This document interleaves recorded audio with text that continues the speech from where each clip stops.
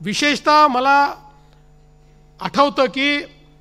त्यांची काम करण्याची पद्धत इतरांपेक्षा वेगळी कशी आहे तर एकदा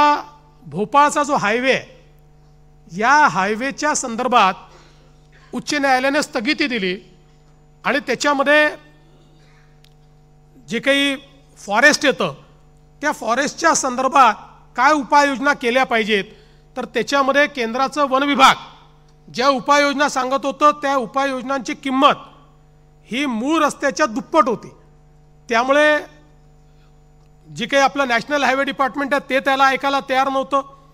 रोज मोठ्या प्रमाणात त्या ठिकाणी अपघात व्हायचे, लोक मरायचे, रोज बातम्या यायच्या। आणि मग त्या बेंचवर गवई साहेब आले आणि गवई साहेबांनी बघितलं की यातनं मार्ग काढणं तर गरजेचं आहे, कारण हा मार्ग निघाला नाही तर रोज मरणाऱ्यांची संख्या ही इतकी प्रचंड होती, कारण प्रचंड ट्रॅफिक त्या ठिकाणी, कुठेही त्याला विस्तारित करण्याकरता जागा नाही। आणि मग त्यांनी एक वेगळ्या पद्धतीचा निर्णय केला आणि त्यांनी सांगितलं महाराष्ट्राचे मुख्यमंत्री, केंद्राचे एन्व्हायरमेंट मिनिस्टर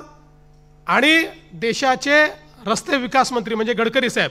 अशी तिघांची मीच कमिटी करतो, या कमिटीने बसायचं, एका महिन्यामध्ये याचं सोल्युशन काढून माझ्याकडे परत यायचं।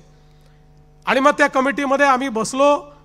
अतिशय वेगवेगळ्या प्रकारे त्यात अभ्यास केला, सगळे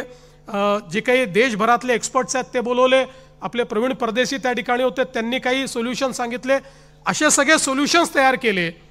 की ज्या सोल्युशन्समुळे टायगर कॉरिडॉरला कुठला प्रॉब्लेम होणार नाही। आणि मग ते सगळं घेऊन आम्ही त्यांच्या समोर गेलो आणि एक लँडमार्क जजमेंट त्यांनी त्यावेळी दिलं आणि तो सगळा जो काही मिटिगेशनचा प्लॅन आहे तो मंजूर झाला, तो रस्ता देखील पूर्ण झाला। पण त्याचा परिणाम असा झाला की वेगवेगळ्या अशा प्रकारच्या रस्त्यावर देशभरातल्या NGTsनी वेगवेगळ्या प्रकारचे स्टे देऊन ठेवले होते, त्यामुळे त्या रस्त्यांची कामं होत नव्हती। या एका निर्णयामुळे देशभरामध्ये रस्त्यांची कामं जी वन विभागामुळे अडली होती ती कशी करायची या संदर्भातला मार्ग मोकळा झाला आणि सगळे रस्ते झाले। आणि आजही आपण जर बघितलं तर ते जे काही मिटिगेशन मेजर्स केले होते, तिथे जे काही कॅमेरे लावले त्याच्या खालून नीट जे आपले वाघ किंवा इतर वन्य प्राणी आहेत ते जाताना दिसतात आणि अतिशय यशस्वीपणे, आणि जी काही किंमत लागत होती त्याच्या 25% किमतीमध्ये हे मिटिगेशनचं काम आपण करू शकलो।